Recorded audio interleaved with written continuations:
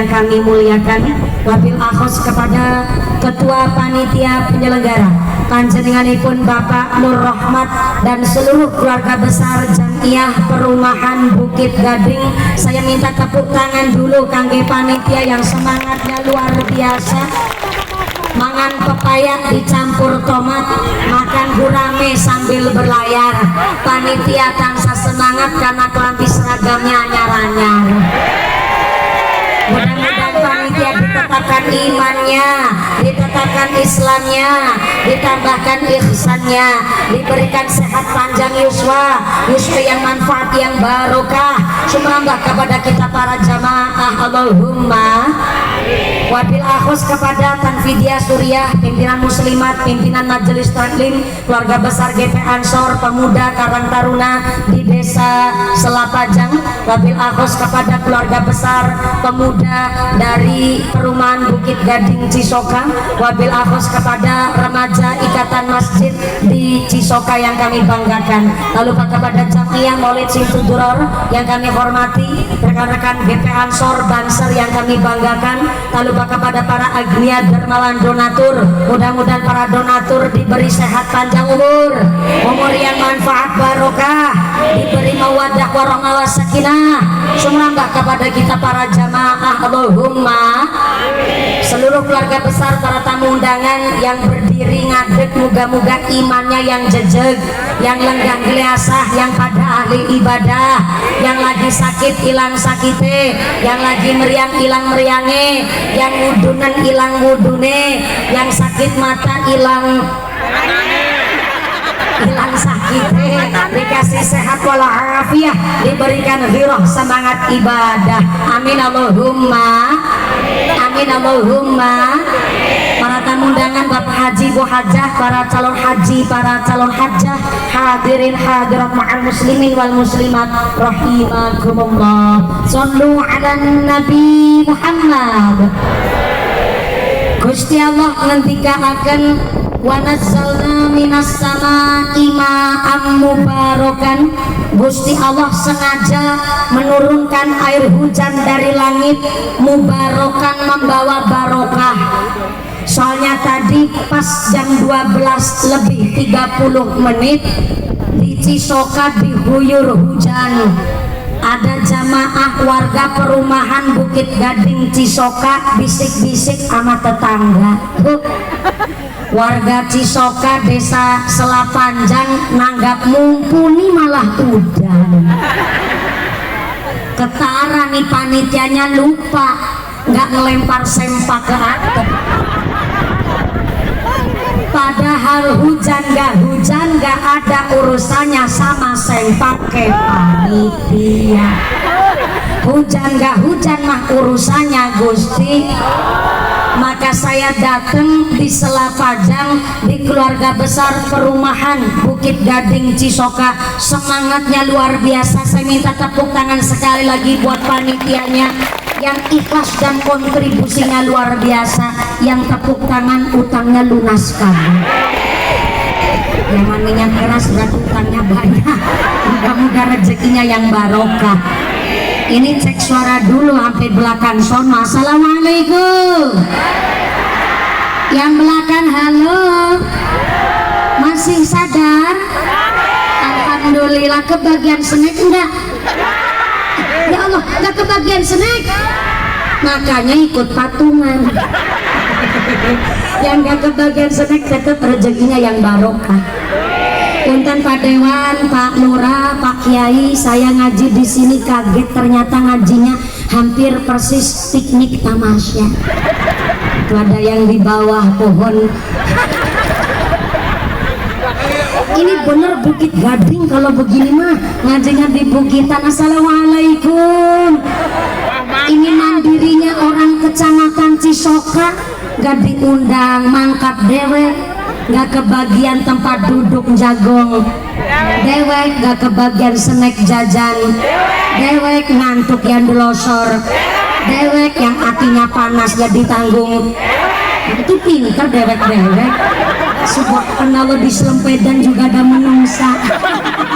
Assalamualaikum. Ini jujur kalau cuacanya panas begini saya nggak tega lihat orang kepanasan. Jadi karena saya nggak tega ngajinya nggak usah lama-lama. Oh jauh-jauh kita jadi harus yang lama. Kira-kira nanti selesai jam berapa? Jam berapa? Jam 5 sore? Ya Allah, saya naik 2:30 turunnya jam 5, berarti ngajinya 2 jam setengah. Masya Allah, berarti wong perumahan Gading, Bukit Gading Cisoka wongnya geragas. Emang ada kiai ceramah 2 jam setengah? Ada. Kiai siapa? Kiai siapa? Mumpuni. Nyong. Mumpuni. Ceramah 2 jam setengah. Undang apa ngontrak saya? Jadi kalau selesainya jam 5 sore berarti sholat asarnya 5:30. Oh, modele uang selapajang. Sholat asar 5:30 nggak masalah. Soalnya sahabat bertanya kepada kanjeng Nabi, ayyul amali ahabbu ilallah ya Rasulullah, amal apa yang paling dicintai Gusti Allah? Kanjeng Nabi menjawab, amal yang paling dicintai Gusti Allah salah satunya adalah as-sholatu ala waqtiha, sholat pada waktunya. Tapi jangan salah paham, dari hadis sahih ini sholat pada waktunya itu sholat yang gak sampai dikodok sholatnya, alias sholat yang tidak sampai melewati batas selesai waktu sholat. Jadi sholat pada waktunya itu bukan maksudnya lagi tandur di sawah dengar adzan langsung bek sholat di situ, enggak. Lagi manen ares kelapa buat bikin gula jawa langsung sholat denger adzan cemantel bingit kelapa, enggak. Tapi sholat pada waktunya adalah sholat yang tidak sampai dikodok sholatnya, alias tidak melampaui batas selesai waktu sholat. Ini ngaji mulai 2:30, selesainya jam 5 sore. Saya mau tanya sama Pak Ustadz, Pak Lurah, Pak Dewan, punten Pak Kiai, di sini kecamatan Cisoka kalau manjing sholat maghrib sekarang jam berapa? Saya tanya Pak Ustadz, gak usah ikut campur, melu bayari ora. Tapi melu patungan. Melu patungan. Ya Allah, berarti ini judulnya saya Kiai Patungan. Bener-bener, moga-moga sing barokah. Punten Pak Ustadz, sekarang kalau di Cisoka manjing sholat maghrib jam berapa Kiai? Jam 6 lebih 5 menit. 15. Oh, jam 6 lebih 15 manjing sholat maghrib. Berarti kalau selesai ngajinya jam 5 sore, sholat asarnya 5:30, itu masih disebut sholat pada waktunya. Cuma status sholatnya jenengan solpet, sholat tapi mepet. Jadi ini yakin ngajinya sampai jam 5 sore. Mudah-mudahan sampai pun acara tidak ada halangan satu apa, lancar, manfaat, maslahah, barokah. Amin Allahumma amin Allahumma. Maka kemarin tahun 2024 Masehi, sekarang masuk ke tahun 2025. Allah mengatakan ngendika akan tentang Al-Quran, watilkal ayyamu nudawiluha bainan nas. Allah telah mempergilirkan kejayaan dan kelengseran manusia tentunya untuk pelajaran. Berarti kalau Allah mempergilirkan masa kejayaan, ada dulu, ada sekarang, ada waktunya muda, jangan lupa ada saatnya tua. Kemarin 2024, sekarang 2000 pada paham sawe ya. Ada orang Jawa? Yang orang Jawa ngacung. Ya 80% orang Jawa kabeh. Sunda ada? Alhamdulillah. Jadi nanti bahasanya campur sari ya. Mau pakai bahasa Indonesia, bahasa Jawa, bahasa Sunda, apa bahasa Inggris? Bahasa Inggris. Nantang perkara judulnya. Oke lah. Ternyata kita semua hidup di dunia ini digilir oleh Gusti Allah. Kemarin tahun 2024, sekarang 2025. Maaf punten, walaupun Tangerang ataupun provinsi Banten bukan provinsi Jawa Tengah, tapi masih dalam kategori Pulau Jawa. Di dalam Pulau Jawa, kalau sudah usia belasan tahun, maka masuknya ke dalam ukuran hitungan likur. Likur itu artinya lingguh, mingkursi.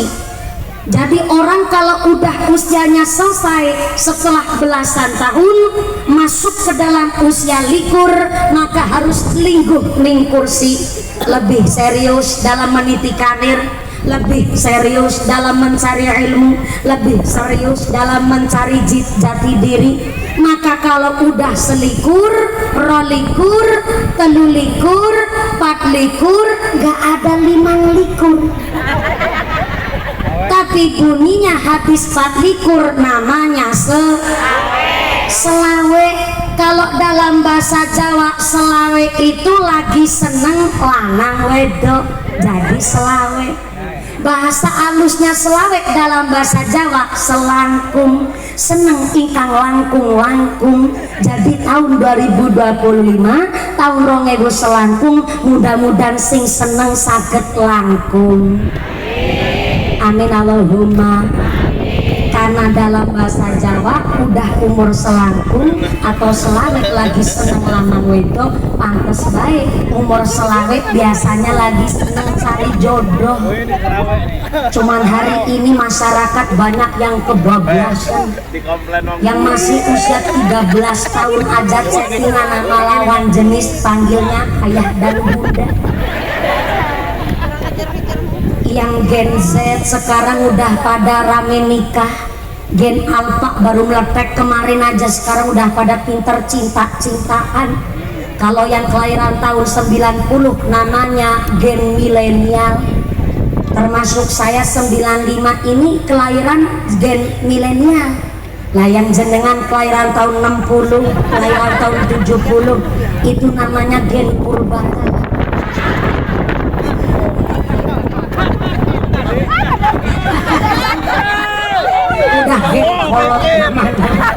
Makanya perlu disyukuri kemarin kita tahun 2024 Masehi, ini masuk tahun 2025, artinya nikmat iman, nikmat Islam tentunya bisa diparingi nikmat sehat panjang umur. Kelihatan sepele hidup sehari-hari ini, tapi ternyata di dalam topeng hidup kita harus menghirup namanya napas. Kita satu hari napas itu harus nyedot 2.880 liter oksigen dan harus nyedot nitrogen sebesar 11.000 liter nitrogen. Padahal kabar terbaru dari rumah sakit, 1 liter oksigen harganya Rp25.000 per liter, guys. Orang ngajinya di Kulon Jakarta, kudu rada gaul dikit dong. Nitrogen 1 liter harganya Rp10.000. Jadi kalau satu hari dirupiahkan, kira-kira napas kita kudu bayar berapa, Bu? Nah, pinter jawab, oke. Saya hitungin khusus buat orang kecamatan Cisoka, desa Selapajang. 1 liter oksigen harganya Rp25.000 dikali 2.880 liter oksigen sama dengan 72 juta rupiah. Itu oksigennya truk. Ditambah nitrogen 11.000 liter dikali harga 10.000 sama dengan 110 juta rupiah. 110 juta rupiah ditambah 70 juta rupiah sama dengan 182 juta rupiah sehari buat napase tok. Kalau Sunda wungkul, kalau Jawa trok, saya direwangi biar sampai jam 5 sore. 182 juta rupiah dalam sehari buat napase 182 juta rupiah ping 30 hari dalam 1 bulan sama dengan 5,5 miliar per bulan buat napase.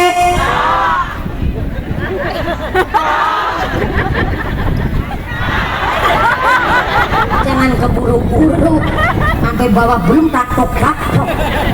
Itu cuman buat napasnya wungkul dalam 1 bulan 5,5 miliar kalau dirupiahkan. Ternyata Gusti Allah ngasih napas sama kita itu gratis. Pak Lurah napas, Pak Dewan juga napas. Ini yang sebelah ngisor gedangan napas apa kan? Napas KB, berarti alhamdulillah manusia asli. Maaf punten, kelihatan sepele kalau ngucap napas, tapi ternyata di dalam kitab namanya kitab Hilyatul Aulia ada satu ungkapan, bukan hadis tapi ini buat refleksi kita bersama. Ternyata di dalam kitab Hilyatul Aulia dijelaskan bahwa Ar-Rahmanu huwal muhsinu ilal barri wal fajiri fit dunya. Ternyata Ar-Rahmanu ulas kasih sayangnya Gusti Allah, huwal muhsinu untuk membagusi memperindah manusia, ilal barri untuk orang-orang yang berbuat baik, ilal fajiri juga untuk orang-orang yang kebiasaannya kelakuannya buruk fit dunia di alam dunia ini. Artinya welas asih rahmatnya Gusti Allah ternyata diberikan kepada setiap makhluk, baik yang kelakuannya sae ataupun yang kelakuannya buruk.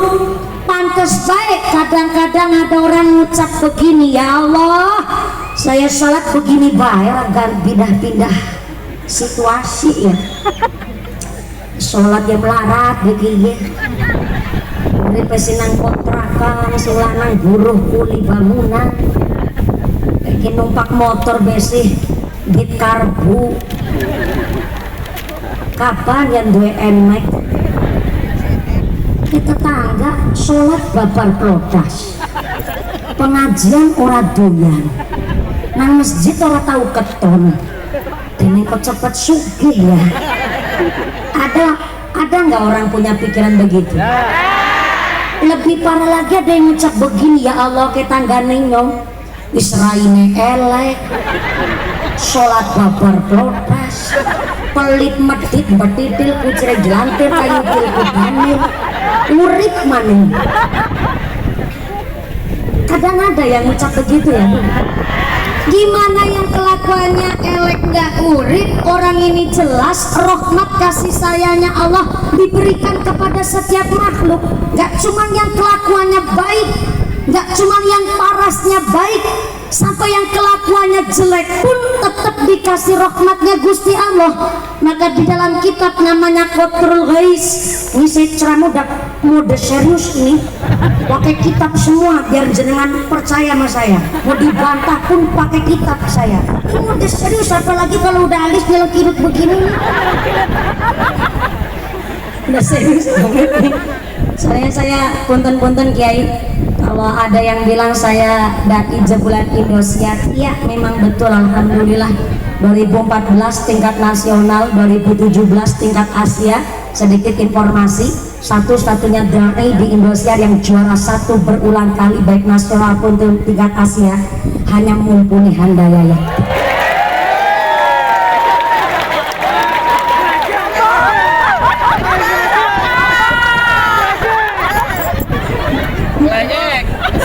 Kali-kali wong wetan nang kulon sombong. Tapi walaupun maaf saya pernah viral ataupun jenengan biasa Lihat saya di YouTube ya Bu ya? Sering lihat saya di YouTube? Kalau jenengan sering lihat saya, jujur saja, saya nggak pernah nonton saya. Nggak kuat saya Bu nonton. Kadang saya ngebatin, bocah kok centil pisan, ternyata itu saya.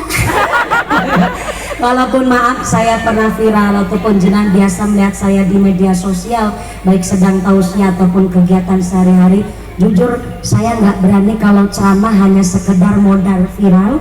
Saya nggak mutolaah, saya nggak punya guru, saya nggak ngaji, kemudian materinya hanya searching lewat Google, saya nggak berani itu. Soalnya kalau saya ceramah kok hanya searching lewat Google, emang di akhirat Mbak Google mau tanggung jawab? Iya nggak Bu?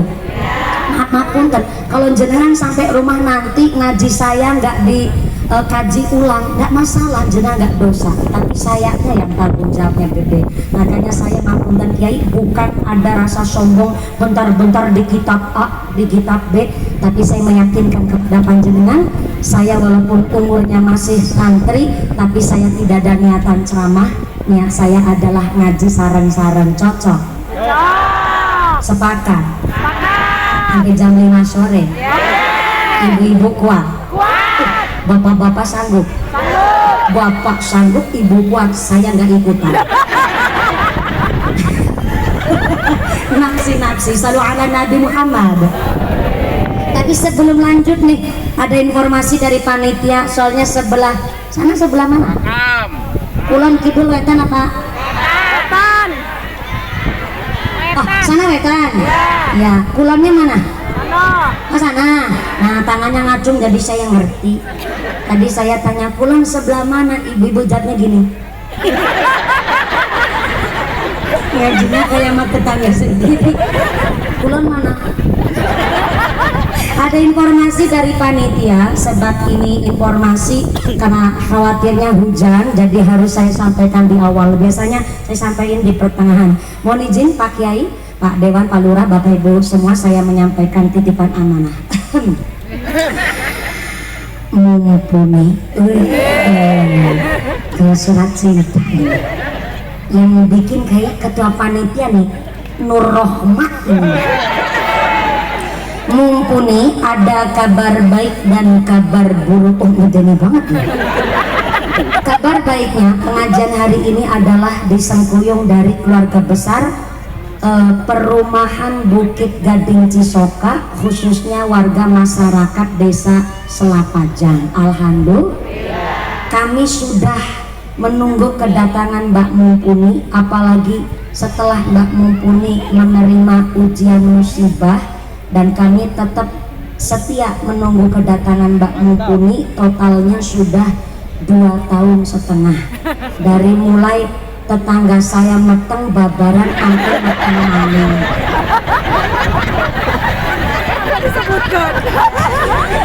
Meteng babaran sampai meteng maning, sundulan nggak tunggu, nunggunya lama banget, dah 2 tahun setengah. Alhamdulillah, beginilah resiko dari Umayyub. Kabar buruknya, dalam rangka ikut merewangi, merewangi ini bahasanya Pak Nur Rohmat ini, merewangi membuat kanopi Masjid Riyadul Muttaqin. Masjidnya sebelah mana? Wetan. Oh, sebelah wetan. Oh. Merewangi pembuatan kanopi Masjid Riyadul Muttaqin. Duit infak sodakoh jariahnya masih di dompet bapak ibu masing-masing. Itu tulisannya begitu, cuma kebablasan bacanya. Bu, ibu kalau diajak sodakoh kira-kira ikhlas apa enggak? Ikhlas.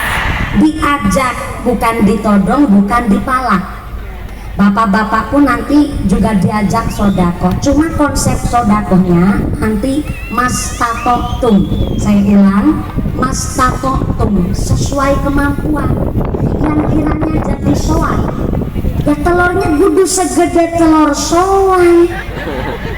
Yang jadi entok telurnya segede telur entok, yang jadi bebek ya telurnya segede telur bebek, yang jadi ayam endog ya segede endog ayam. yang jadi manuk emprit nggak usah memaksakan telurnya segede telur soang, kasihan atuh sampai dobolan. Sesuai kemampuan, man arafa nafsaha man arafa rabbaha. Orang kalau bisa membaca dengan kemampuan dirinya sendiri, berarti bisa membaca apa yang Allah kehendaki. Jadi sodako saya, tapi mas tato tuh sesuai kemampuan. Yang kiranya sugih, sodakonya juga umumnya wong sugih, mobilnya aja berderet-deret, sepeda motornya aja PCI, gelangnya selengan sampai tekan kelek, cincin ali-alinya sekeong-keong, kalungnya aja panjangnya kayak puser. Masa sodako buat masjid 2.000, kan malu sama pusernya. Udah 2.000 solasi maning, ya duit tetep duit bunyinya, tapi mas Cakok tuh sesuai kemampuan. Mangga kotak infaknya kalau udah siap naik dulu ke panggung. Ada kotak infaknya Pak Nurrohmah, panitia tanggung jawab. Kakak ayah hiji wae, tapi tiasa bahasa Sunda tiasana salit-salit ngungkul. Ya, naik satu dulu ke panggung. Akan saya mulai dari mumpuni dulu. Sebelum kotak infaknya diedarkan, harus diawali dari mumpuni dulu nih. Kenapa kok mumpuni harus ikut sodako? Kalau nggak ikut sodako, nanti dikira ustadzah jarkoni. Bisa ngajar, nggak bisa ngelakoni. Jadi punten ke bawah, tapi Pak Goreng selalu banyak sakunya ya Pak Lura ya. Nah, udah dimulai dari atas bangun sini. Ibu-ibu pada ikut ngerogoh dompet. Yang gak bawa dompet, utang dulu sama sebelahnya. Besok kalau ketemu gampang disarutangin. Bapak-bapak silakan ngerogoh sakatong. Pak Dewan sarungan berarti rakatokan. Gak apa-apa, serogoh-rogoh. Jadi bukan infak sodako ini bukan untuk mengganti dana pengajian, apalagi buat nambahin amplopnya mumpuni juga enggak. Ini kotak infak untuk kemaslahatan masjid kita, Masjid Riyadul Muttaqin yang di sebelah sana. Kotak infaknya muter diiringin sholawat doa bulan Rajab. Shallu ala Nabi Muhammad. Kotak infaknya mangga keliling semangga. Allahumma barik lana fi Rajab. Allahumma barik lana fi Rajab wa Sya'ban wa balighna Ramadana wa Sya'ban wa balighna Ramadana. Sareng Allahumma barik lana fi Rajab. Allahumma barik lana fi Rajab wa Sya'ban wa balighna wa Sya'ban wa balighna Ramadana. Nabi Isra sekat ono pasulayan, langit karo bumi aku kamenangan. Nanging langit ora wani karo bumi, merko bumi kepanggonan Kanjeng Nabi. Sareng-sareng Allahumma barik lana fi Rajab.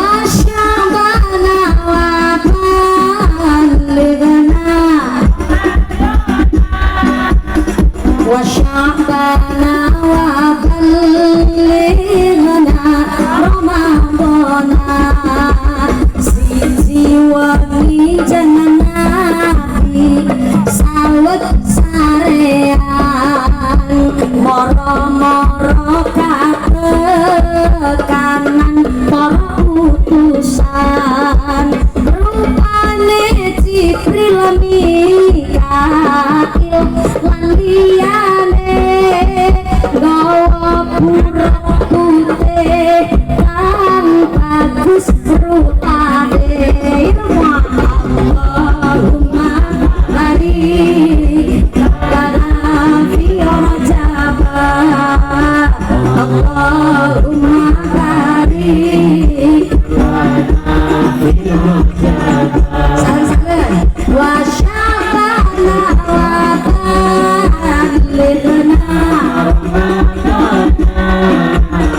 wa syabana wa ballighna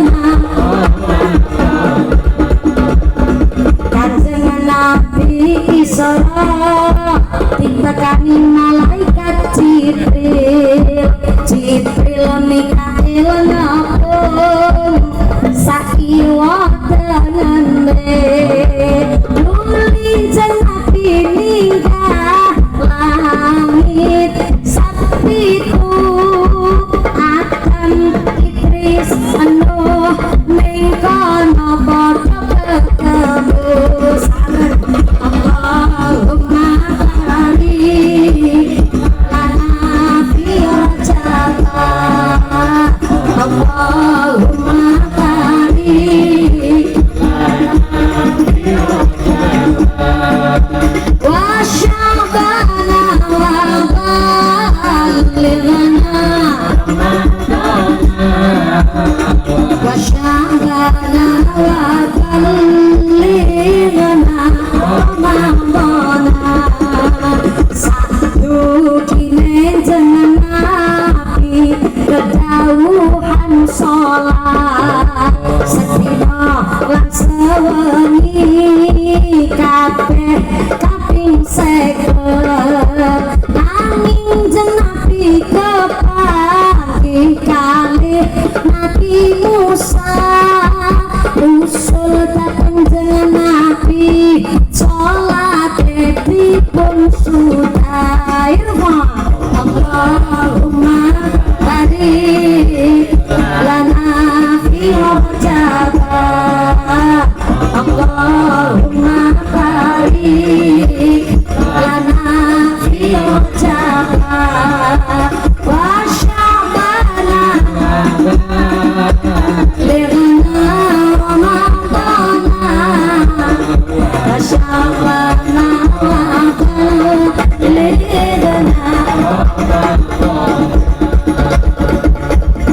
Sallu ala Nabi Muhammad. Kotak infaknya tetap keliling, sodakonya tetap berjalan, tapi ngajinya juga dilanjut untuk efisien waktu ya Bu ya. Saya mewakili segenap panitia, khususnya Jamiah Masjid Rodotul Muttaqin Masjid Riyadul Muttaqin mengucapkan banyak terima kasih atas sodako panjenengan. Allah sudah janji kepada manusia bahwa masalul ladzina yunfiquna amwalahum fi sabilillah kamasali habbatin ambatat sab'a sanabillah fi kulli sumbulatin mi'atu habbah. Orang yang bersedekah digambarkan nanam biji satu, tumbuhnya 7. Setelah tumbuh 7, setiap tangkai cabangnya 100. 100 kali 7 sama dengan 700. Masih ditambah juga janji Allah, wallahu yudha'ifu liman yasha. Ternyata Allah menambah jumlah pahala kangge orang-orang yang suka membelanjakan hartanya di jalan yang Allah ridhoi. Berarti hari ini jenengan sodakoh untuk Masjid Riyadul Muttaqin bentuknya uang. Nanti Gusti Allah mengembalikan kepada jenengan tidak berbentuk uang lagi, tapi ganti dari Gusti Allah badannya sehat, sehatnya walafiat, anaknya nurut soleh-solehah, keluarganya adem ayem tentrem, keluarganya semangat melakoni ibadah, usahanya lancar, karirnya bagus, diguyur rukunin tetangga, itu adalah ganti dari panjangan sodakoh yang berbentuk uang, diganti oleh Allah buat nolak bala narik rizki. Amin Allahumma.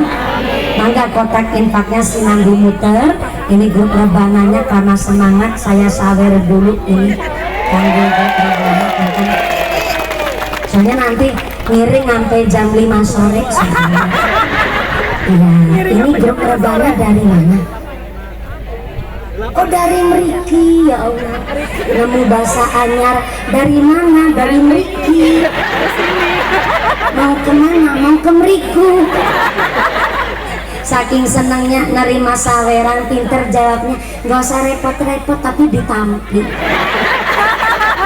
Ketimbang nyawer biduan Pak, mending nyawer santri ya Bu. Tepuk tangan dulu dong buat santri-santri kita. Ini santri, santri ya? Ya santri tapi rada campur kolot dikit. Mudah-mudahan tambah sholawat, tambah mahabbah, tambah syafaah.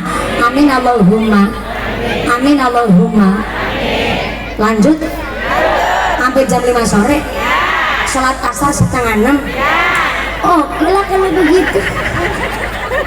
Di dalam kitab namanya Qatrul Ghais, kalau digambarkan rahmat kasih sayangnya Allah kok jumlahnya 100%, maka yang 99% rahmatnya Allah berada di akhirat, dan yang 1%-nya adalah alam dunia dan seisinya. Ternyata nih alam dunia udah pakai seisinya tuh, baru cuman 1% dari 100% kasih sayangnya Gusti Allah. Jadi jenengan gak usah kecil hati kalau ada tetangga, maaf nih, yang ternyata sholatnya jarang-jarang, anak tetangga sosialnya kurang, tapi kok sugih. Memang baik yang kelakuannya saya ataupun yang kelakuannya buruk, semuanya tetap dikasih welas asih rahmatnya Gusti Allah. Maka yang terpenting gak usah ngurus orang lain. Mari 2025 kita dandani hati kita sendiri. Soalnya Kanjeng Nabi saja ketika melakukan Isra wal Mi'raj di dalam Baitul Muqaddis, Baitul Maqdis, ternyata Kanjeng Nabi mau menghadap Gusti Allah, hatinya itu dioperasi terlebih dahulu oleh malaikat Jibril. Bagaimana dioperasinya? Dengan cara dibelah dadanya Kanjeng Nabi, dikeluarkan hatinya Kanjeng Nabi, kemudian hatinya Kanjeng Nabi oleh malaikat Jibril dikumbah. What is a dikumbah? Dikumbah itu dicuci, orang Tangerang nyebutnya apa?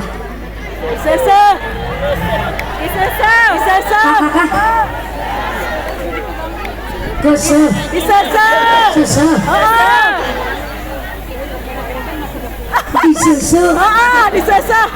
Disusu. Memang bahasa Sunda itu bahasanya pakai tenaga dalam. Disusu. Setelah dikeluarkan hatinya Kanjeng Nabi, hatinya disusu, dikumbah, dicuci. Kenapa kok mawi harus dicuci? Padahal Kanjeng Nabi titelnya maksum.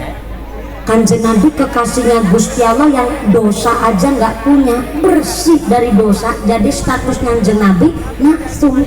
Tapi ternyata ketika mau menerima dawuh sholat menghadap Gusti Allah, hatinya disusun terlebih dahulu, hatinya dicuci untuk benar-benar bersih dari setiap kotoran. Bayangin tuh, Kanjeng Nabi titelnya maksum, mau menghadap Gusti Allah menerima dawuh sholat, hatinya dibersihin. Maka bersyukur kita umat Islam ketika mau sholat 5 waktu gak harus hatinya disusun. Cukup dengan membasuh dengan cara toharoh kita berwudu untuk menghadap Gusti Allah. Maka ketika Kanjeng Nabi menerima dawuh sholat, kondur dari Sidratul Muntaha, oleh-olehnya sholat. Berarti kalau kita setelah ngelakonin sholat harusnya punya oleh-oleh dong. Oleh-olehnya apa? Di luar sholat kelakuannya pun tetap kelakuan wong sing sholat. Berarti setelah sholat lesannya dijaga, nyambut gawe kerja di jalan yang halal, omong omong gak pernah nyinyir sama tetangga, anak-anak dan istri bisa memberikan contoh yang baik. Berarti ini oleh-olehnya sholat. Maka Kanjeng Nabi ketemu Gusti Allah dibersihkan hatinya terlebih dahulu. Innallaha yuhibbut tawwabina wa yuhibbul mutatahhirin. Gusti Allah cinta kepada manusia yang bertaubat, dan Allah pun cinta kepada orang yang menjaga kesucian diri. Berarti baik kesucian pikir, kesucian hati, kesucian badan, apalagi kesucian rizki. Ini kudu dijaga kebersihan dan kesuciannya. Apalagi musim-musim begini nih, yang kiranya kita hidup merantau di sini, ataupun yang memang mukim asli pribumi sini, kita di dalam bekerja gak usah minder walaupun hanya seorang buruh, walaupun hanya seorang kuli. Saya malah tadi diceritain nama Bu Lurah sebelum jadi kepala desa aja. Pak Lurah alhamdulillah ini tirakat perjuangannya luar biasa. Punten Bu Lurah, Bapak udah berapa periode? Oh, baru sekali, ya Allah. Pantesan dari sayanya Pak Lurah kayaknya belum balik modal.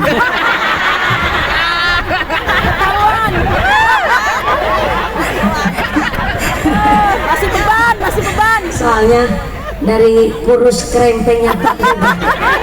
Saya pikir malah jadi kepala desa itu tanggung jawabnya berat. Betul Pak Lurah? Di antaranya nih, namanya jadi lurah mah kudu siap disalah-salahin mulu. Ada jalan bosok yang disalahin lurahnya, ada lahir stunting yang disalahin lurahnya, ada bansos kurang tepat sasaran yang disalahin lurahnya, ada gubuk rumah reot yang disalahin lurahnya, sampai kemarin ada janda melahirkan.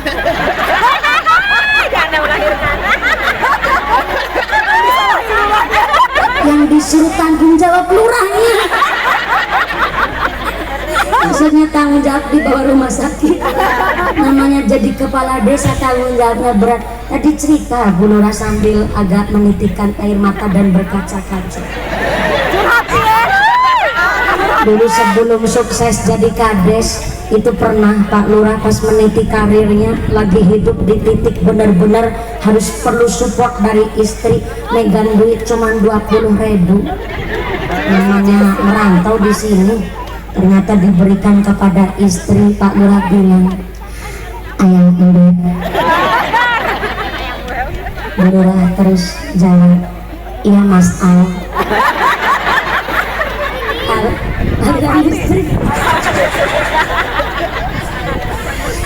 Ada dawuh apa Pak kok manggil saya begini Ibu? Yang pertama saya minta maaf pisan, saya jadi suami belum bisa mencukupi kebutuhan keluarga, malah kayak genyong nyetel duit 20.000. Tinggal sisa uang 20.000 saya berikan kepada dirimu, duhai jabatan hati. Mudah-mudahan ini 20.000 walaupun pas-pasan, moga-moga karena bersih bisa nggawa manfaat barokah. Bu Lurah jawab, gak usah minta maaf Pak, saya demen banget Pak punya bojo ireng kayak sampai.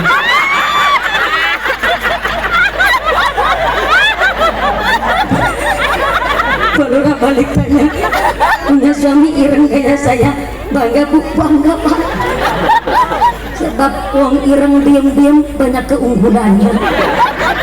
Emang apa keunggulannya uang ireng Bu? Pertama, tahan lama. Yang kedua, anti gores, gak gampang lecet.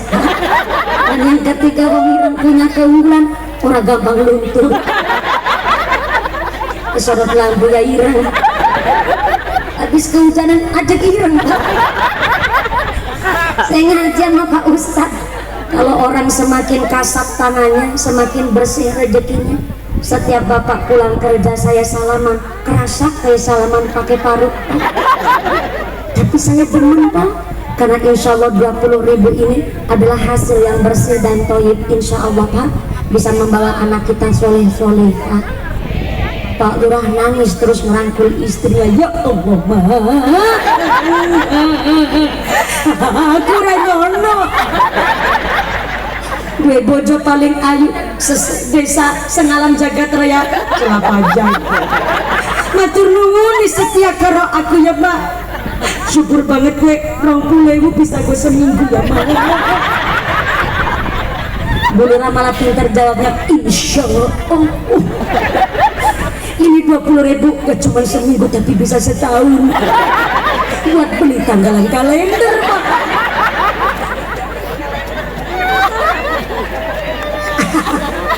Di balik suami yang sukses pasti ada riadoh tirakatnya istri yang solehah. Tepuk tangan dulu buat ibu rumah tangga seluruh Indonesia.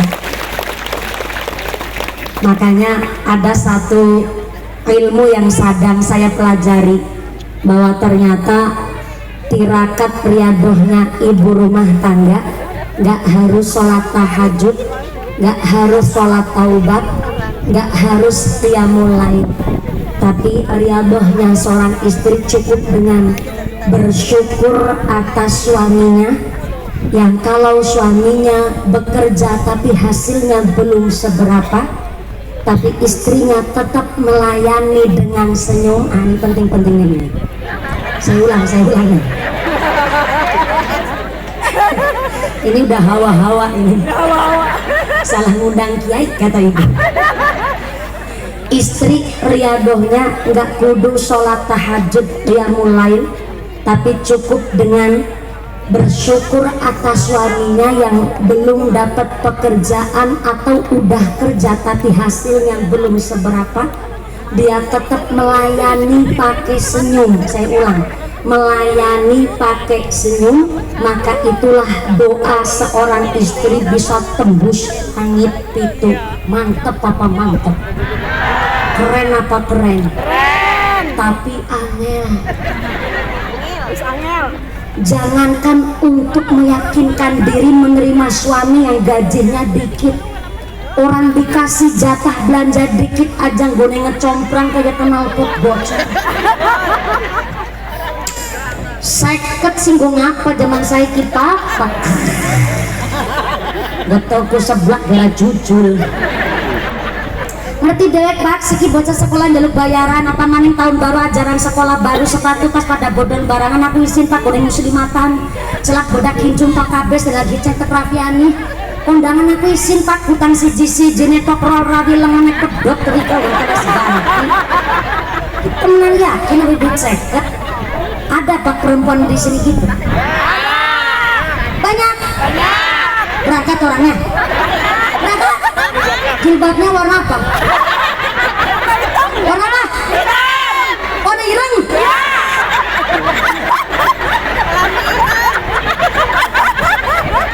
Kalau jilbabnya itu bajunya warna apa? Tidak pernah lihat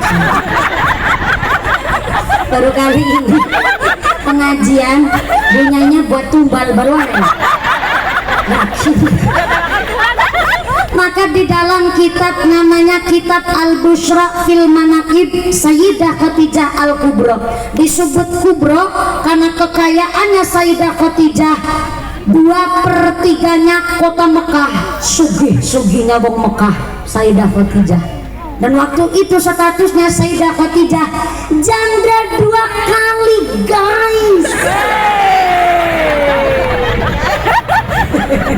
Tapi punten kalau Sayyidah Khadijah mah jandanya bukan sembarang janda. Sayyidah Khadijah disebut janda terhormat.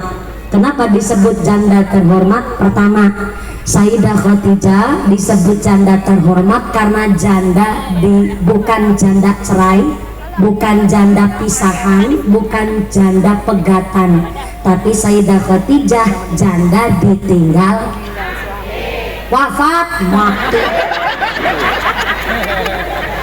kayak ayam baik mati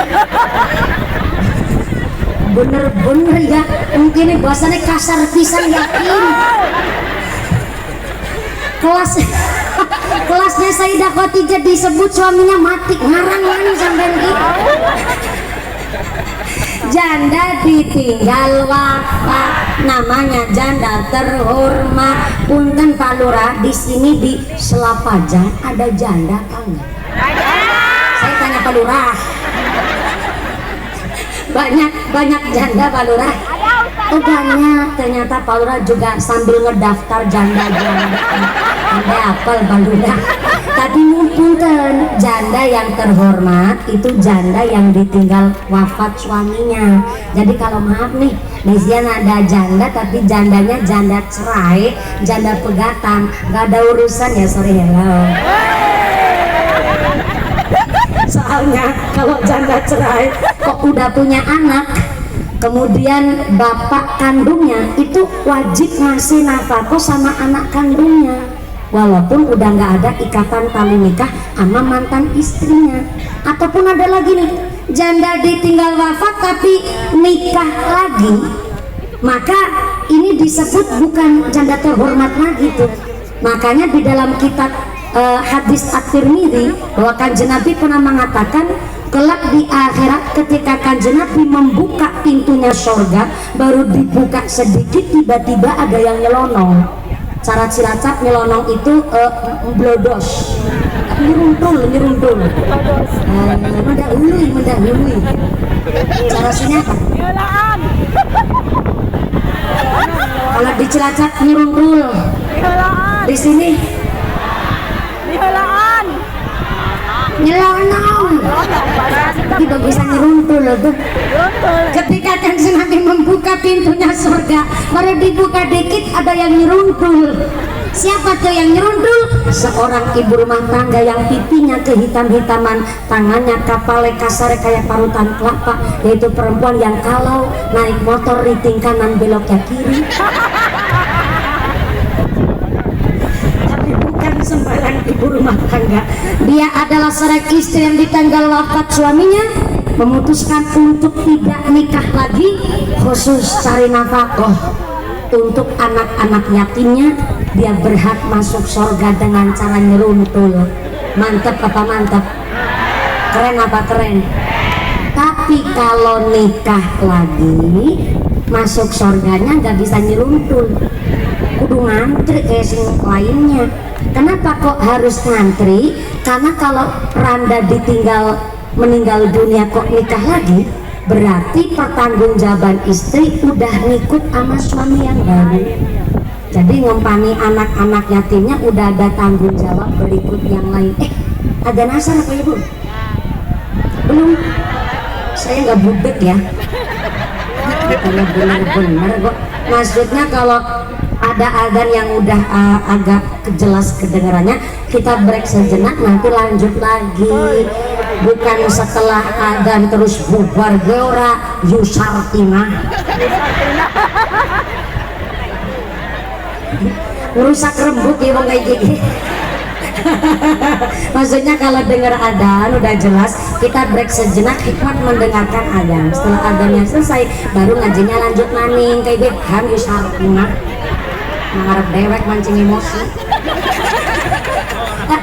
Belum, tapi belum kedengeran jelas ya bu. Masih lanjut ya. Nanti kalau dengar adzan yang kiranya jelas, kita break sebentar. Saya diingetin ya bu ya. Shallallahu ala Nabi Muhammad. Jadi kalau nikah lagi karena istrinya ditinggal wafat, pertanggungjawabannya ikut suami yang baru. Makanya Sayyidah Khadijah waktu itu nikah 2 kali. Suaminya itu meninggal terus, yang akhirnya beliau tidak kemudian terpuruk atau nggak bisa move on. Justru beliau ini mengasah ilmu sampai-sampai menghatamkan 3 kitab sekaligus, Zabur, Taurat, Injil pada waktu itu, sehingga Kanjeng Nabi belum Kanjeng Nabi, salah sebentar, ini bocah pada serampang-serampangan batu ibu, bahaya. Namanya bocah juga begitu, saya lagi kecil juga begitu, tapi kan nggak teman-teman. Ya nggak ingat lah, ya namanya bocah begitu memang. Al-malu wal banun zinatul hayatid dunia. Namanya anak itu ternyata oleh Allah digambarkan perhiasan. Untuk mendapatkan perhiasan susah, jaga perhiasan juga susah. Pantes baik ngedidik bocah itu susahnya luar biasa ya Bu ya. Ada nasar ya Bu. Mari kita mendengarkan dengan hikmat. Shallu ala Nabi Muhammad.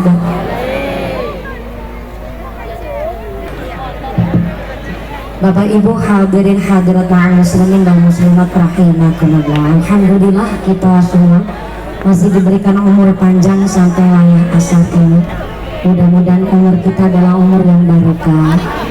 Duduk kita duduk yang membawa manfaat. Allah ngendikaken inna sholata kanat 'alal mu'minina kitaban mauquta. Sholat adalah kewajiban setiap mukmin yang telah ditentukan waktunya. Sholatnya wajib, ngajinya wajib, jalanin wajib, tapi nyepelein wajib. Dalam kitab dijelaskan bahwa disebut murtad khofi adalah orang yang menjalankan wajib tapi nyepelein yang wajib. Contoh begini nih, ini bulan Rajab, udah sekitar mau 2 bulan lagi masuk bulan Ramadan ya Bu ya. Utang puasa Ramadan tahun kemarin belum diqodho, sampai mau masuk bulan Ramadan tetap belum diqodho, itu udah termasuk namanya murtad khofi. Apa itu murtad khofi? Namanya keimanannya separuh rusak. Dalam kitab Sulamut Taufik dijelaskan. Di Sulamut Taufik murtad khofi itu imannya separuh rusak gara-gara menjalankan yang wajib tapi ngepelein yang wajib. Maka kalau yang masih punya utang puasa Ramadan kemarin belum disarutang, monggo nih mumpung bulan Rajab mau sesarengan puasa Rajab dibarengin gak apa-apa, tapi niatnya jangan sampai kebalik. Kalau mau nyarutan kodok Ramadan ngepasin bulan Rajab, puasanya niatnya puasa kodok terlebih dahulu biar nanti sunnah ketika Rajab ikut nyangkut. Jangan kebalik, kadang-kadang ada yang ini mumpung Rajab lah puasa tanggal 1 nanti sekalian nyarutan kodok Ramadan, itu kebalik.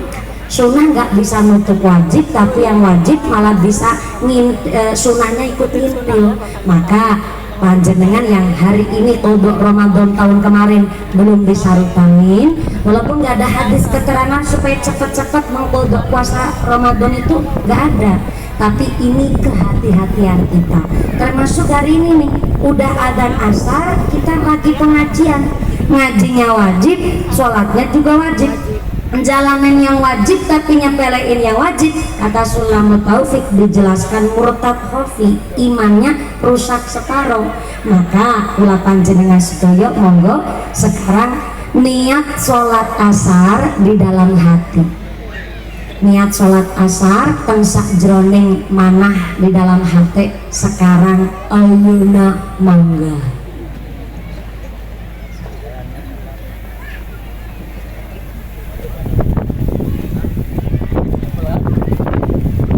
Kenapa kok niat sholat asarnya sekarang? Supaya kita tidak dinilai oleh Allah menyepelekan hal yang wajib. Nanti sampai rumah duduk dulu sebentar, tarik nafas, ngeringin keringat, baru ambil wudhu, terus ngelakonin sholat asar. Gitu nggih? Mudah-mudahan segala dosa kita dihampura oleh Gusti Allah. Amin Allahumma. Lanjut nih, sampai jam 5 sore. Di zamannya Sayyidina Abu Bakar. Ada lagi. Ya, ini punten karena sudah kita ambil adzan yang paling gasik tadi pas manjing, jadi kita kesepakatan udah dengerin adzan yang pertama tadi ya Bu ya.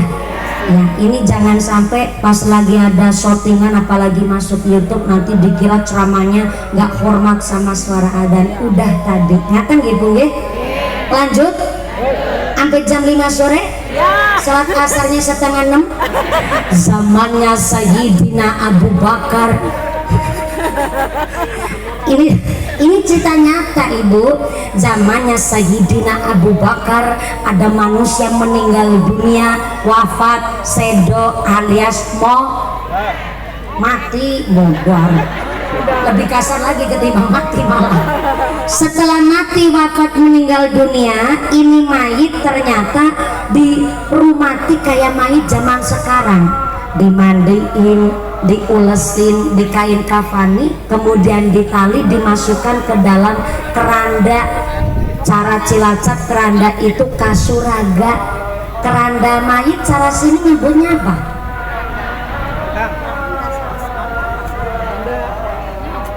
Pendusok, Jawa Timuran itu. Betul? Udah saya paham. Pendusok itu nyebutnya keranda menurut bahasa Jawa Timur. Orang Kebumen, Jawa Tengah, Kebumen Kulon nyebutnya bandosan. Kebumen Wetan perbatasan Purworejo nyebutnya andan-andan. Di Cilacap tempat saya nyebutnya kasur raga. Kasur artinya tempat, raga artinya badan. Jadi kasur raga tempat kanggo badan yang gak udah ada nyawanya. Kalau di daerah Cilacap Karangpucung perbatasan Bantar Kawung Salem Brebes nyebutnya, yang daerah Jawanya Sundanya Sundarean nyebutnya kurungan badan. Nggak kasar, itu memang begitu cara orang Sunda nyebutnya pasaran. Iya nggak? Saya itu pernah hidup di Bandung sekitar 5 tahun. Jadi kalau orang Sunda nyebut keranda itu pasaran. Nah kalau di Tangerang sini asli bahasanya apa? Kurung dedes. Keranda cinta. Lagu dangdut itu. Menurut saya itu cakep. Keranda cinta. Aduh, mantap tuh. Oh lagu itu. Lagunya gimana? Bisa nubang Pak? Nggak apa-apa. Berarti sama nyebutnya keranda ya. Cinta cuman jenengan yang nambahin karena judul lagu. Siap. Ternyata kalau di Tangerang nyebutnya keranda. Setelah itu mayit di kain kafani kemudian dimasukkan ke dalam keranda, nggak ada cintanya. Di dalam keranda ketika mau disolatin, ujuk-ujuk dumadakan, tiba-tiba kerandanya ubah banter banget. Kayak-kayaknya mayitnya hirup nih. Penasaran yang mau nyolatin, dibukalah eta keranda. Setelah kerandanya dibuka, betulan itu mayit lagi uget-uget begini Bu. Penasaran yang mau nyolatin, dibukalah kain kafannya. Setelah kain kafannya dibuka, apa yang terjadi saudara-saudara?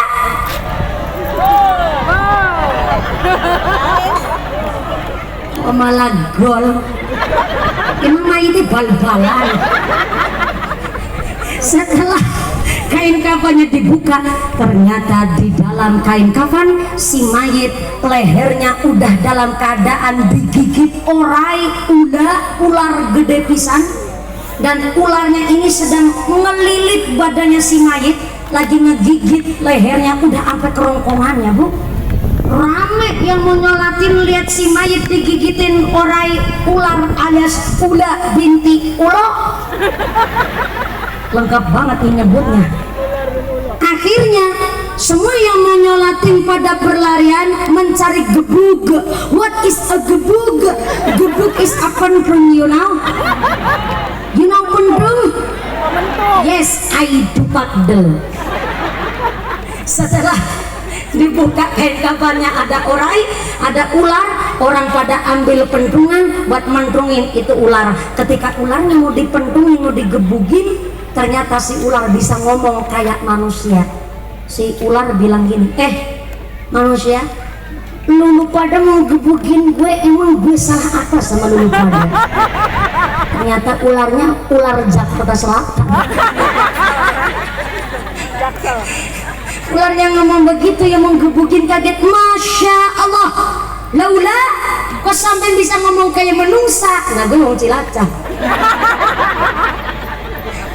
Si ular jawab, iya saya bisa ngomong kayak manusia sebab saya ular, bukan sebarang ular. Saya ular utusannya Gusti Allah. Saya diutus oleh Gusti Allah supaya ngegigit ini leher mayit sampai datangnya hari kiamat. Soalnya ini mayit sewaktu hidupnya dengar adzan tapi seneng nunda-nunda waktunya sholat.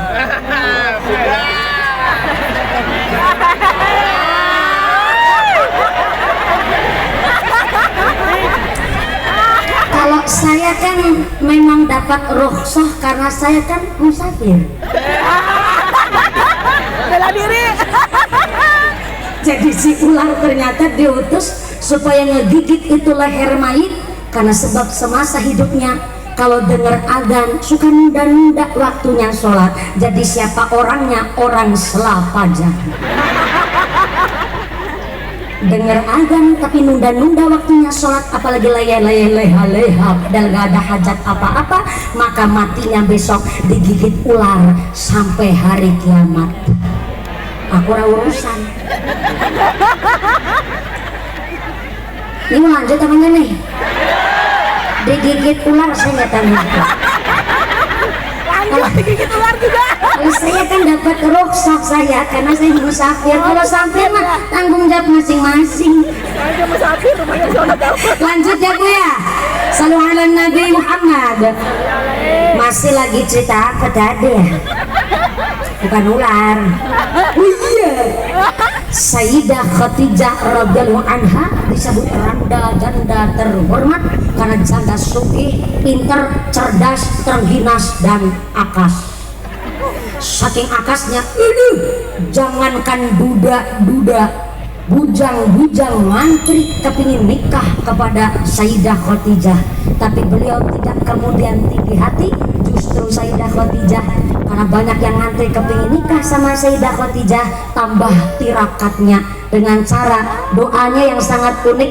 Allahumma zawijni, kalau memang saya diperkenankan untuk nikah lagi, Allahumma zawijni bin nabiyikal karim, nikahkanlah saya bin nabiyikal karim, dengan nabi yang mulia. Nggak pere-pere kriterianya, kepinginnya nikah sama nabi yang mulia, nggak mau nikah sama orang selap aja. Bukan apa-apa Pak, udah beda negara, beda zaman jauh Pak. Dan ternyata doanya Sayyidah Khadijah memang diijabah oleh Gusti Allah. Sayyidah Khadijah dagang, saudagar, randa, janda sugih, pinter golek duit, ketemulah dengan Kanjeng Nabi Muhammad SAW yang ternyata umurnya selisih jauh. Pada waktu itu Kanjeng Nabi usianya sekitar 25 tahun. Ternyata pertemuan pertama Sayyidah Khadijah langsung jatuh cinta kepada Kanjeng Nabi.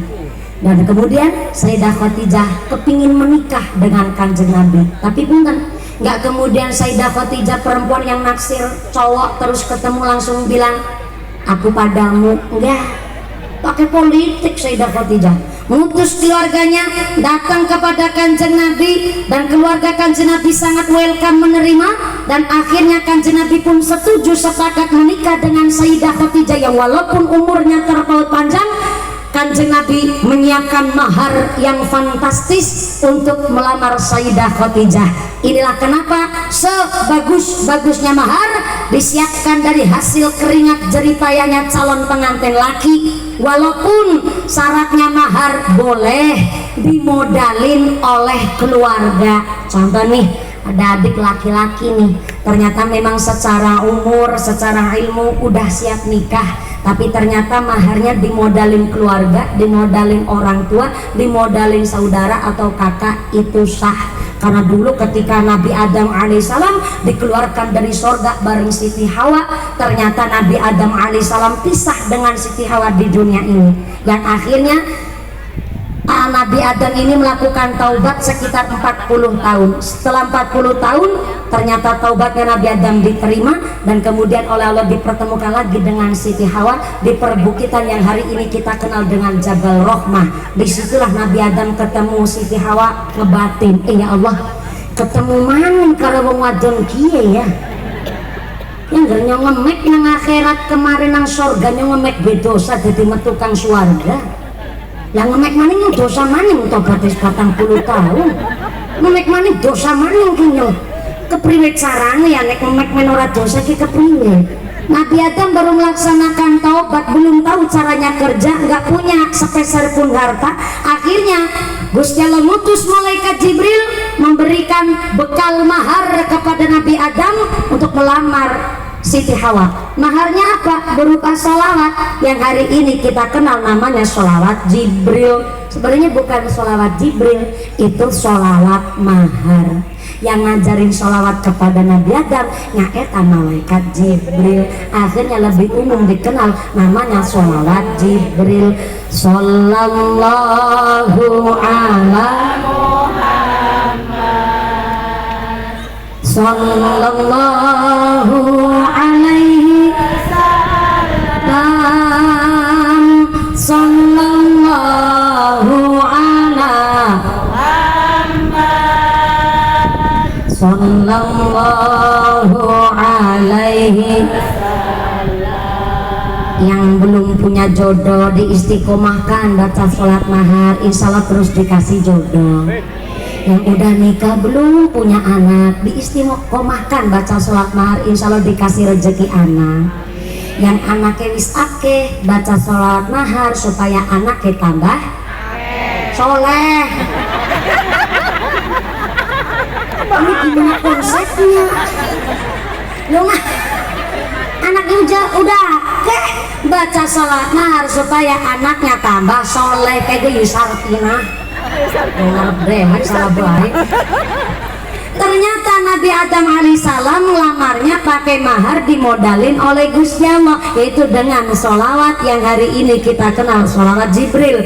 Kanjeng Nabi dengan begitu siapnya melamar Sayyidah Khadijah, menyiapkan mahar yang fantastis. Setelah menikah Sayyidah Khadijah, Masya Allah, seluruh hartanya 2/3 kota Mekah dipasrahkan kepada sang suami. Bukan dimiskinkan oleh Kanjeng Nabi, tapi Sayyidah Khadijah paham nafkah ya dari suami, istri yang dinafkahi. Jadi kalau hari ini punten ibu jadi wanita karir diizinin suami, moga-moga rezekinya yang barokah.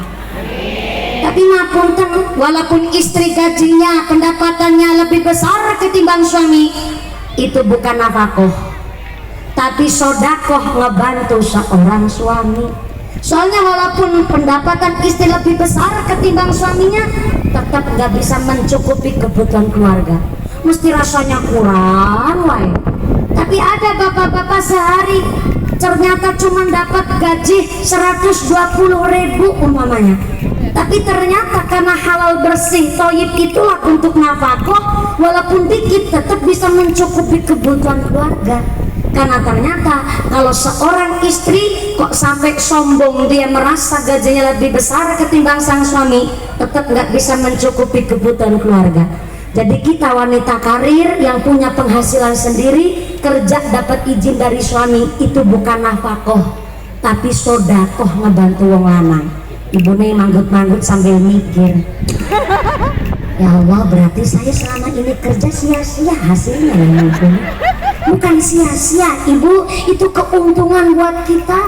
Kalau istri kerja bukan nafkah tapi sedekah ngebantu suami, keuntungan bagi kita. Berarti duit suami adalah duit istri tetap duit istri. Tepuk tangan dulu dong. Maaf ya Pak DPR, saya begini-gini nih, saya dari Partai Perwadonan soalnya. Ada niat terselubung. Enggak, yang hak saya sampaikan hak, yang batil kita jauhkan. Kita ngaji bareng-bareng, nggih Bu nggih. Ternyata seorang istri, ibu rumah tangga, kalau sampai punya prinsip bahwa dia cari nafkah, hasil yang dia dapatkan itu tetap nggak bisa mencukupi kebutuhan keluarga, rasanya kurang baik. Tapi kalau seorang istri kok nggak merasa cukup atas suaminya di dalam bekerja, yang bisa jadi istri, jadi janda sekalian. Soalnya kalau udah jadi janda pasti dia mampu menghidupi dirinya sendiri, maka pantas rata-rata janda yang bercerai rata-rata cepat sugih. Kenapa? Dia ingin membuktikan kepada sang suami tanpa suaminya pun dia bisa berdiri kokoh di kakinya. Apalagi kalau janda ditinggal wafat, gak kuat dikuat-kuatin. Bawa gas LPG kecil, bawa beras sekarung kuat, udah dari gedeng bocor pinter, kesamber bledek ke siurik. Kenapa dilakonin begitu? Karena ngempani anak yatim. Jadi memang seorang perempuan tidak cari nafkah. Anda bekerja, kita kok cari rezeki, itu sodakoh ngebantu suami. Tuh Pak, sekarang perempuan pada pinter cari penghasilan ya Bu ya.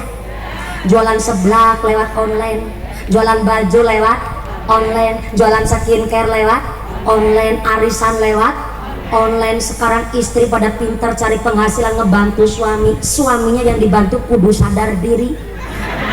Jangan jadi suami pelampang, pompong, kedadar, lembara, kelembur, ketelasan kotor. Dari tadi di sini lagi pada tukaran padu jebule. Lagi saling tuduh menuduh. Bentar. Ini jangan sampai setelah pengajian sampai rumah malah jadi bertengkar. Ini malah repot saya ceramahnya nih. Jadi seorang suami kalau istrinya pinter cari penghasilan, suami pun kudu semangat.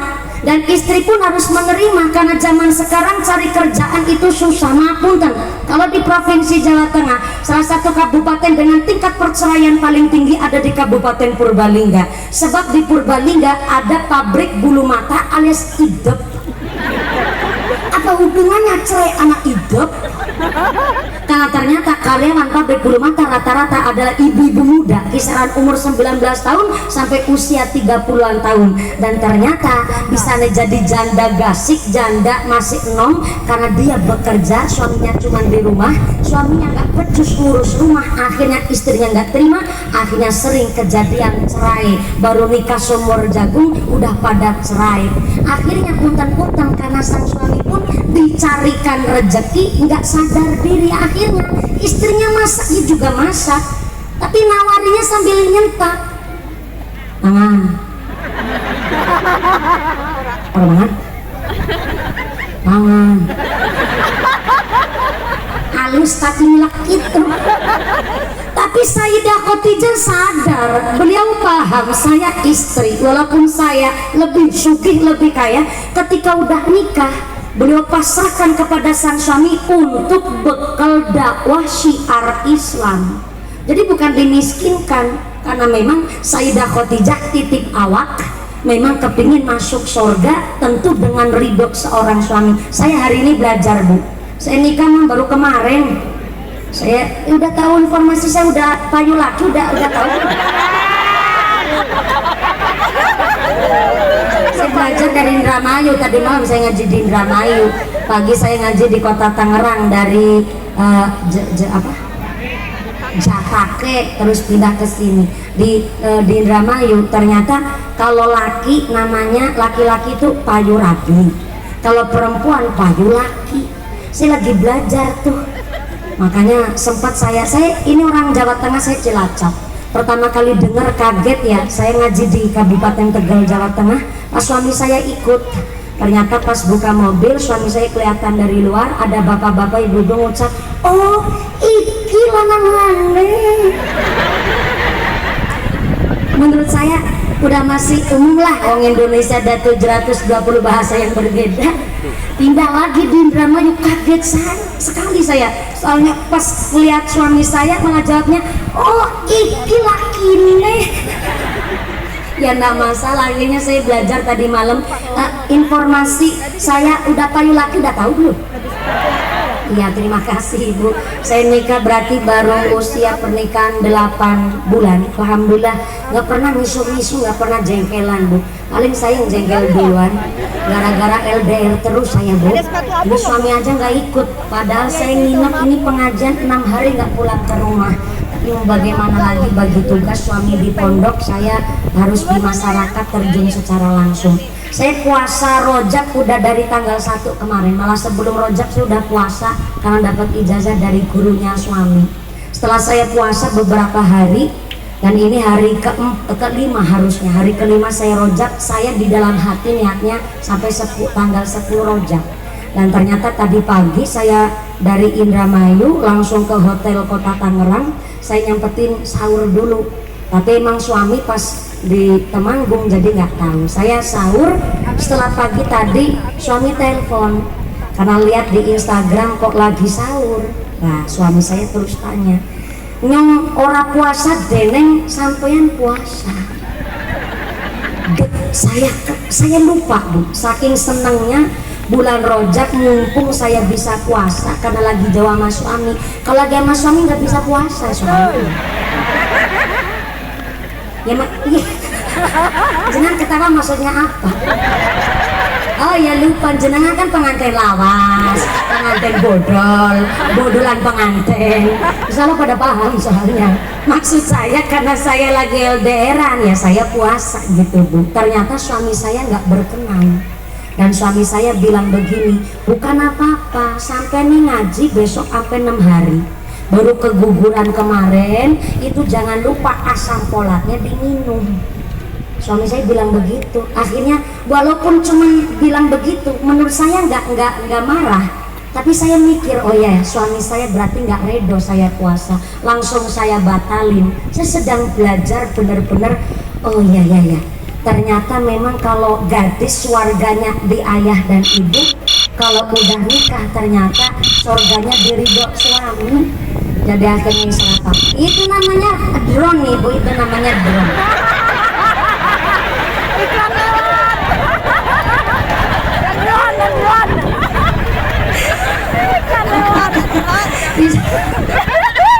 Saya kira Tangerang itu udah kota bener Bu, lebih kampung saya begitu. Lagi seri-seri sempetnya ada drone lewat sambil dada-dada. Itu drone saya bener-bener. Ini kalau ngajinya begini agak jam 5 betulan begini. Sallu ala Nabi Muhammad. Dan kalau kita dibandingkan dengan Sayyidah Khadijah, ya kita nggak bisa 100% niru dong. Sayyidah Khadijah itu 2/3 kota Mekah paling kaya itu dipasarin semua ke Kanjeng Nabi. Dan ketika mau wafatnya, ini keterangan di kitab Al-Bushra fil Manaqib Sayyidah Khadijah Al-Kubra. Ketika mau wafatnya Sayyidah Khadijah, saya cerita merinding Bu. Tersisa hartanya Sayyidah Khadijah, baju yang dipakai oleh Sayyidah Khadijah sampai wafatnya, baju setunggal-tunggal til, orang tok til-tilan gue, baju tinggal setunggal-tunggal til, setunggal-tunggal udah setunggal-tunggal til aja itu ternyata terdapat sekitar 83 tambalan bolongan Bu. Bayangin hari ini jenengan Bu udah punya baju mau berangkat kondangan aja ya lu nggak punya baju, padahal jenengan baju pitung lemari. Muslimatan bikin seragam, fatayatan bikin seragam, majelis taklim bikin seragam, nanggap mumpuni bikin seragam, kondangan bikin seragam, senam goes bikin seragam. Aja ketika mau berangkat kondangan katanya nggak punya baju tuh wong wadon. Lihat tuh wong lanang bapak-bapak kali terongnya pitulas. Baju dah hiji wae, ada multifungsi bajunya. Buat hajatan, kondangan, jumatan, RT-an, sampai kemarin adol ayam ke pasar. Kambingnya hiji gue, baik udah gambarnya obat semprot lagi Bu. Lanang. Sayyidah Khadijah sugi-sugi uang, janda berdikari, janda kaya raya, wafatnya hanya baju yang tersisa saja 83 tambalan golongan. Ketika mau wafat, Sayyidah Khadijah menyempatkan satu perkataan yang luar biasa kepada Kanjeng Nabi.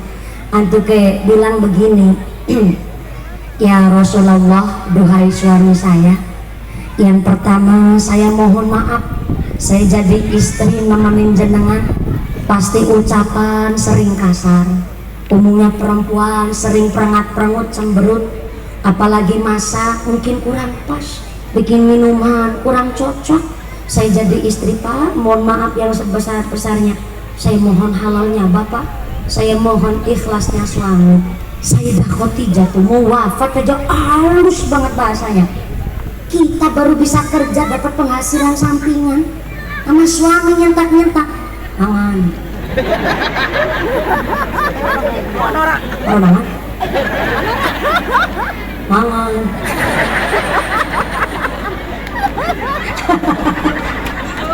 Sayyidah Khadijah mau wafat minta maafnya luar biasa. Maka ternyata diriwayatkan ada 5 kain kafan khusus dari surga yang diutus oleh Gusti Allah, malaikat Jibril membawa kain kafan dari surga. 5 ini untuk terkhusus 5 orang. Salah satunya adalah untuk Sayyidah Khadijah radhiyallahu anha. Ya, aya naon Ibu? Kunaon? Oh, TV-nya mati. Oh, jadi nggak bisa ngelihat mumpuni. Ya Allah, maaf punten ya Bu ya. Jadi dari kejauhan yang nggak bisa melihat rainya saya. Kalau saya, mas saya sendiri ngucap rai nggak kasar, namanya muqtadul hal, muqtadul maqam, menempatkan sesuatu sesuai porsinya, menempatkan sesuatu sesuai dengan tempatnya. Kalau di dalam tumraping boso Jawa, kalau saya panjenengan ngucapnya pasuryane panjenengan, minimal wajah panjenengan. Tapi kalau saya sama diri saya sendiri ngucap raine kulo nggak kasar, yang kasar raimu.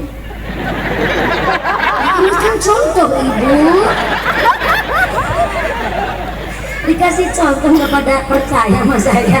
Yang belakang nggak bisa melihat rainya saya, nggak masalah, yang penting suaranya jelas ya Bu ya. Kami mengakhiri panitia, mohon maaf sudah menyiapkan segala sesuatunya, tapi apalah daya tangan memeluk gunung, sing rawuh yang hadir banyaknya luar biasa. Jadi walaupun cuma bisa melihat tonggosnya saya. Oh, sekarang nggak tonggos? Iya Allah, sekarang nggak tonggos? Udah cantik? Gimana nggak cantik, orang tiap hari keramas kayaknya. Sallu ala Nabi Muhammad. Ternyata kain kafan dari sorga salah satunya terkhusus adalah untuk Sayyidah Khadijah radhiyallahu anha yang solihahnya luar biasa sampai mendedikasikan hartanya untuk syiar sang suami. Dan di pesan terakhirnya kepada sang putri semata wayangnya Sayyidah Fatimah radhiyallahu anha, ketika beliau sudah wafat, kepinginnya kalau bapaknya yaitu Kanjeng Nabi kok ternyata syiar Islam, mowot nyebrang kali nggak ada jembatan, nyebrang laut udah nggak ada perahu. Sayyidah Khadijah titip pesan kepada anaknya, silahkan gali kuburan saya, ambil tulang belulang saya, jadikan perahu, jadikan jembatan untuk nyebrang bapak, untuk syiar Islam. Itu titip pesannya Sayyidah Khadijah yang begitu luar biasa. Maka di bulan Rajab ini mari kita semua buka hati. Kanjeng Nabi saja mau kepanggih Gusti Allah dibersihkan hatinya. Kita seorang istri, suami sebagai kepala rumah tangga, kita sebagai seorang anak di tahun Masehi perpindahan tahun 2025, mari kita belajar jadi orang yang istiqomah. Memang secara bahasa istiqomah itu artinya ajeg, gak ada perubahan. Tapi kalau arti secara umum justru di dalam sholat kita ihdinas siratal mustaqim, yaitu orang yang lurus dan jejak di dalam beribadah. Kalau memang taunya udah ganti, masa taunya udah ganti kok prinsipnya aku masih seperti yang masa taunya udah ganti masih kayak kemarin. Baik, yang namanya orang beruntung, kehidupan sekarang lebih baik dari yang kemarin, yang akan datang harus lebih baik dari yang sekarang, tentu dengan prinsip ana tastaqim tarbah. Siapa orangnya yang istiqomah maka bakal hidup yang mulia. Amin Allahumma. Jam berapa Bu? Jam berapa? Jam 3. Jam 3. Mata neng ora picak ya. Tak ini bener-bener Bu ya. Sebelah sini nih. Dari tadi nantang gelut emang. Ini jam 4:05. Ya Allah. Gimana? Oh, Pak Sekdes masih betah. Ya silakan sampai jam 5 saya pulang lah. Katanya masih betah di sini ya, monggo saya pulang. Soalnya memang saya tadi bilang sebenarnya sama Pak Ustadz, Pak Kiai saya nanti naiknya gasik ya, karena saya rata-rata ceramah 2 jam. Maka saya ada prinsip bahwa ngaji yang penting kalau panjang harus dimulai gasik. Kok malam saya naik jam 9 malam, turunnya jam 11. Tadi saya di kecamatan ujung desa kelurahan Jatake, kota Tangerang, saya naik jam 10, turun jam 12 tadi. Saya 2 jam ceramahnya. Memang rata-rata kalau ceramah 2 jam, asalkan panitianya sesuai dengan schedule. Nah saya harusnya jatah naik 14.00 turunnya 16.00 2 jam tuh. Tapi kalau jamnya molor, nak dinaikin setengah 3 ya jam 4 turun, dinaikin jam 3 jam 4 turun, dinaikin setengah 4 jam 4 turun. Gimana? Bonus? Ya Allah, saya datang ke sini udah termasuk bonus sama jackpot malah itu. Nah iya, saya kemarin pas lagi setelah keguguran dokter itu menyarankan banyak istirahat karena memang saya selama dalam satu hari itu minimal 3 lokasi pengajian pagi, sore, malam. Dan ternyata bayi saya di dalam kandungan gak kuat mengintili maknya. Maknya ternyata gak dolim nih, gak mikirin kesehatan, dan itu salah satu pengaruh bagi janin dalam kandungan saya. Nah akhirnya setelah keguguran saya disarankan untuk banyak istirahat. Sebenarnya saya juga kepingin ini ceramah sambil boleran sebenarnya. Jadi punten karena ini dibagi-bagi.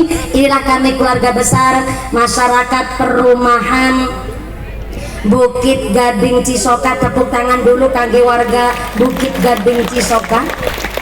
Berikutnya alhamdulillah ini informasi pendapatan infak.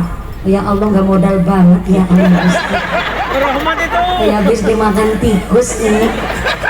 Nggak modal kabus. Modelnya Pak Sekdes ini pasti.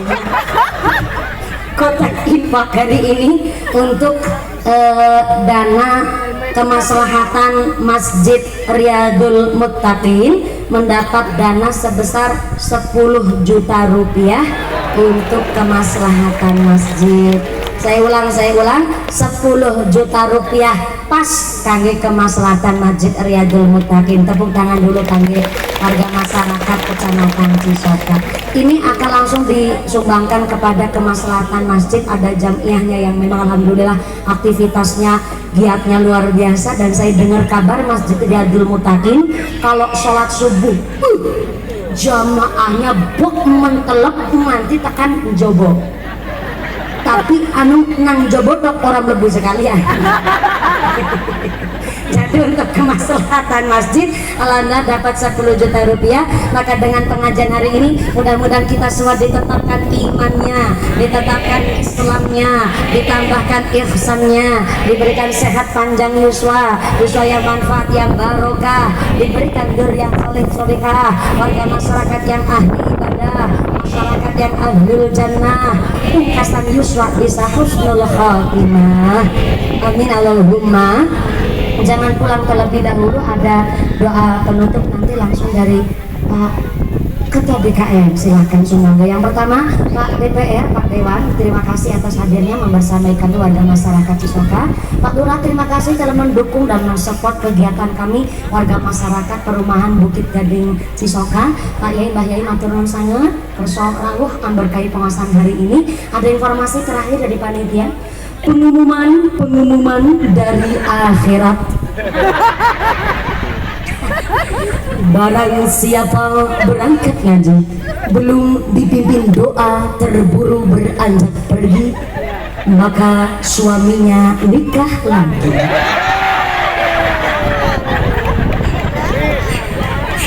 Yang udah telanjur kudu ambil jalan ngucap, apa sih pulang duluan orang janda. Jangan pulang terlebih dahulu karena nanti doa langsung diimami oleh Ketua DKN Bapak Ustadz Adi Rahmat Sumangga. Dari saya segala kekurangan, kekhilafan mohon maaf yang sebesar-besarnya. Setelah doa usai, mudah-mudahan panjang pulang dengan tidak ada halangan satu apa, bisa bertemu lagi di lain majelis. Amin Allahumma. Wassalamualaikum warahmatullahi wabarakatuh. Dimami oleh Pak Ustaz. Sallu ala Nabi Muhammad. Allahumma sholli ala Muhammad. Taqabbalallahu minkum.